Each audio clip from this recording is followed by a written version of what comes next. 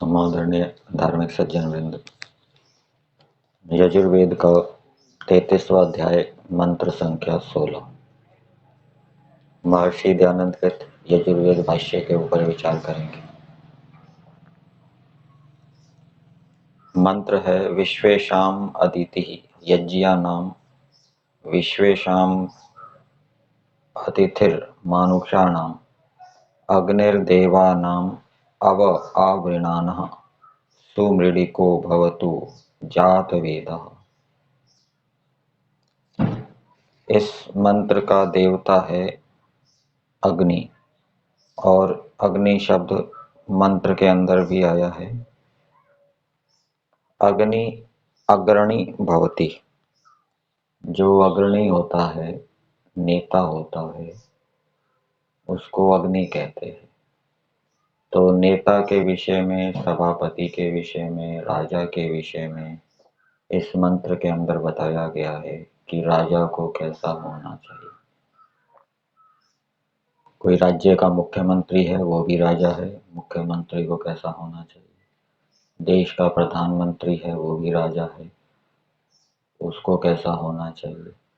अथवा कोई कंपनी चलाता है, उसका कोई निदेशक है, वो राजा है, उसको कैसा होना चाहिए। कोई फैक्ट्री चलाता है, फैक्ट्री का संचालक है, उसको कैसा होना चाहिए। कोई संस्था चलाता है, संस्था का संचालक है, राजा है, उसके नीचे अनेक कार्य करने वाले होते हैं।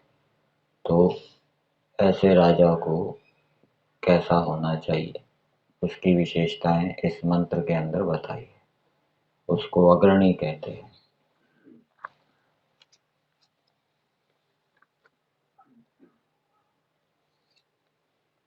तो इसका उत्तर भावार्थ में दिया है। मनुष्यों को चाहिए कि जो सब विद्वानों में गंभीर बुद्धि वाला, अर्थात जो विद्वानों में विद्वान हो, बहुत जो गहराई से गंभीरता से चिंतन करने वाला हो, उसको राजा बनाना चाहिए।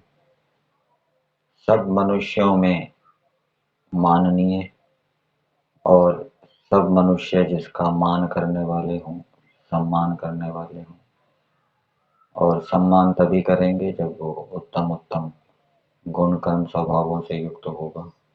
तो ये बात भी यहीं से निकली कि वो उत्तम उत्तम गुण कर्म स्वभावों से युक्त हो, प्रजा की रक्षा आदि राज कार्य को स्वीकार करता और उसकी प्रजा की रक्षा करने में, प्रजा का पालन करने में रुचि हो, इच्छा हो।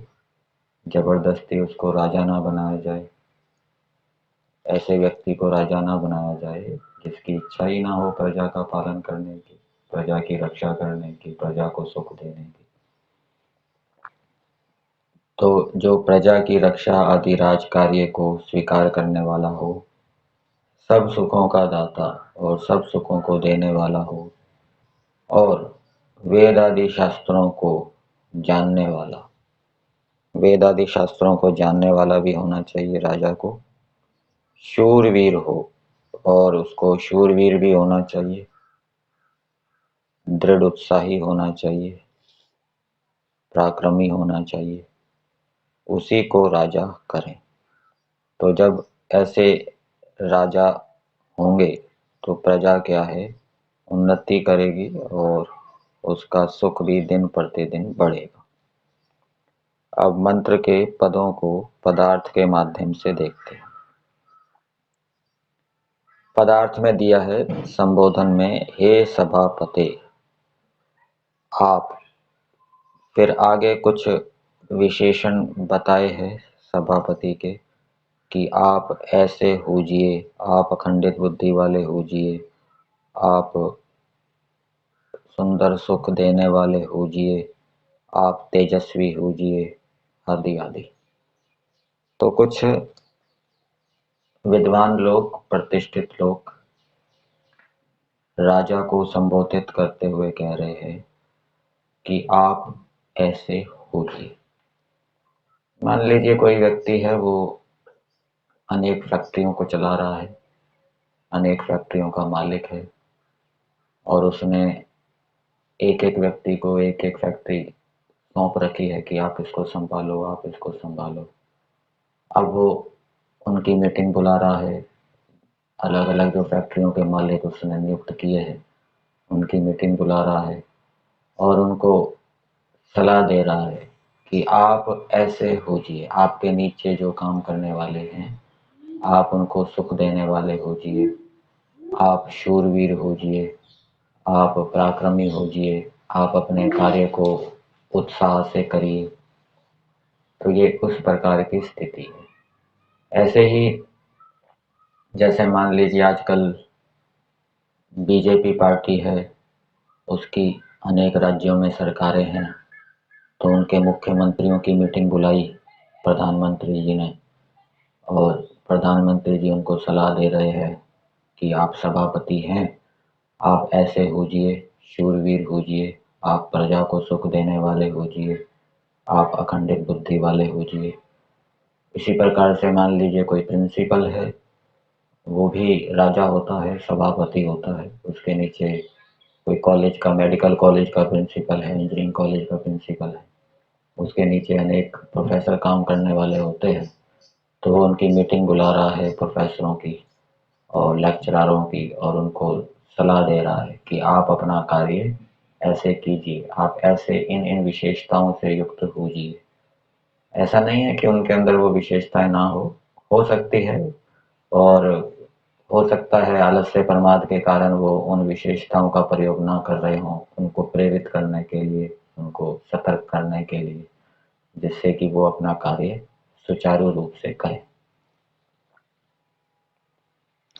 तो पदार्थ में दिया है, हे सभापते आप विश्वेशाम सब यज्ञा नाम पूजा सत्कार के योग्य विद्वानों के बीच अखंडित बुद्धि वाले भवतु, यहाँ भवतु जुड़ जाएगा, होजिए।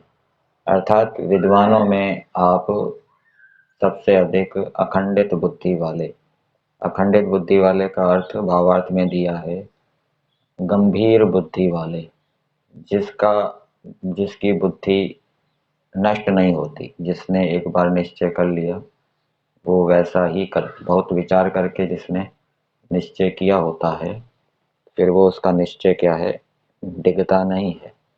और जिसने गंभीरता से विचार नहीं किया होता तो फिर उसका निश्चय बदल जाता है। तो दृढ़ निश्चय वाला, अथवा जिसने जिस विषय का निश्चय किया है, अथवा जो जिस विषय का निश्चय करता है कि ये ऐसा करना है, ऐसा करना है, कोई आदेश देता है, निर्देश देता है, तो उसका उसने गंभीरता से चिंतन किया होता है, और उसमें उसका दृढ़ता होती है, विश्वास होता है कि ये बिल्कुल ठीक है, कोई संशय नहीं है। तो ऐसा राजा को होना चाहिए। राजा जो जो भी निर्देश दे, आज्ञाएं दे, तो उसका पहले वो गंभीरता से विचार चिंतन करे, और फिर जब दृढ़ निश्चय हो जाए फिर उसको आगे बढ़ाए। फिर आगे दिया है, विश्वेशाम सब मानुषा नाम मनुष्यों में अतिथि पूजनीय पूजिए। तो राजा को संबोधित करते हुए कहा जा रहा है कि आप सब मनुष्यों में पूजनीय हो जाइए। सब मनुष्य, कोई फैक्ट्री का मालिक है, फैक्ट्री को चला रहा है, संचालक है, तो वहां पर सब मनुष्य वो हो जाएंगे जो फैक्ट्री में काम करने वाले हैं, उसके नीचे काम करने वाले हैं। मान लीजिए कोई मुख्यमंत्री है, मुख्यमंत्री के लिए सब मनुष्य वो हो जाएंगे जो उस राज्य में रहने वाले मनुष्य हैं। प्रधानमंत्री है, वो भी राजा है, तो उसके लिए सब मनुष्य वो हो जाएंगे जो उस देश के अंदर रहने वाले मनुष्य हैं। तो आप सब मनुष्यों में पूजनीय हो जाइए, पूजिए। तो मतलब कि इस प्रकार से आप अपने गुणों का प्रयोग करिए, इस प्रकार का व्यवहार करिए, इस प्रकार के कर्मों को करिए, न्याययुक्त व्यवहार करिए, जिससे कि आपके नीचे रहने वाले सभी मनुष्य आपका पूजन करें, आपका सत्कार करें, आपकी आज्ञाओं का पालन करें। फिर तीसरी बात बताइए, अवह रक्षा आदि को आवृणानः अच्छी प्रकार स्वीकार करते हुए। ये व्री धातु है वरणे स्वीकार करने अर्थ में। तो आपने जो कार्य लिया है उसको आप अच्छी प्रकार से स्वीकार करें, अर्थात उसको बहुत रुचि से करें, प्रीति से करें, उत्साह से करें।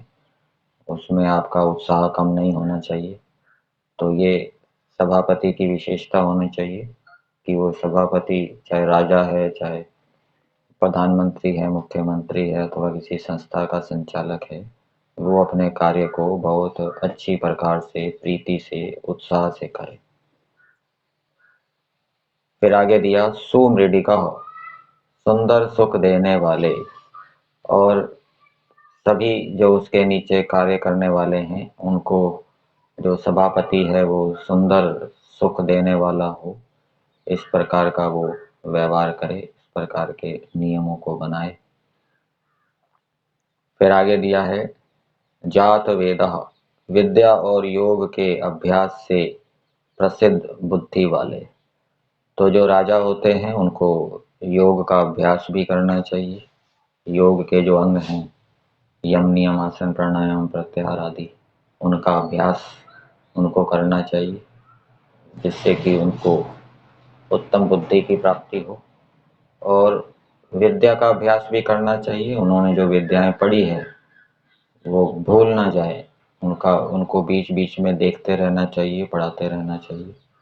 तो इस प्रकार से वो उत्तम बुद्धि से युक्त होंगे। जो विद्याएं उन्होंने पढ़ी हैं उनका अभ्यास करते रहें, आवृत्ति करते रहें, पढ़ाते रहें, और योगाभ्यास भी करते रहें राजा लोग। तो ऐसे राजाओं को होना चाहिए। जो राजा योगाभ्यास नहीं करता तो वो वेद की दृष्टि से अयोग्य है, सभापति होने के योग्य, राजा होने के योग्य। ऐसे ही जो विद्या का अभ्यास नहीं करता वो भी वेद की दृष्टि से अयोग्य है। फिर आगे दिया है अग्नि ही, तेजस्वी होजिए। अग्नि का अर्थ संस्कृत भाग में भी तेजस्वी दिया है। तो राजा को क्या है, तेजस्वी होना चाहिए। और तेजस्वी का संबंध भावार्थ में जो दिया है शूरवीर, उसके साथ करना चाहिए। तो आप शूरवीर होजिए, पराक्रमी होजिए, दृढ़ उत्साही होजिए। तो इस प्रकार का राजा होगा तो वो अपने नीचे रहने वाले, जो काम करने वाले जो मनुष्य हैं उनको प्रेरित करेगा। वो भी उसको देखकर अपने कार्य को उत्साह से करेंगे, प्रीति से करेंगे। और यदि राजा ऐसा नहीं होगा तो उसके नीचे कार्य करने वाले भी फिर ढीले ढाले हो जाएंगे, उनमें उत्साह नहीं रहेगा। राजा को देखकर उसके नीचे वाले कर्मचारियों को उत्साह होना चाहिए, उस जो जो कार्य उनको मिला है। तो ऐसा व्यक्तित्व, ऐसी विशेषता राजा में होनी चाहिए। तो जब इस प्रकार के राजा देश के अंदर होंगे, राज्य के अंदर होंगे, संस्थाओं के अंदर होंगे, तो उससे मनुष्यों की, प्रजाओं की सब प्रकार से, अच्छी प्रकार से उन्नति होगी और वो अनेक प्रकार के सुखों से युक्त होंगे। तो परमेश्वर चाहता है कि सभी मनुष्य सुख को प्राप्त हो, विकसित हो, उन्नति को प्राप्त हो। इसलिए परमेश्वर ने आदेश दिया है इस मंत्र के माध्यम से कि ऐसे राजाओं को आप बनाओ। तो ऐसे राजाओं को बनाने से जो प्रजाएं हैं वो सब प्रकार के सुखों से युक्त होगी और उनकी उन्नति होगी, प्रगति होगी, विकास होगा।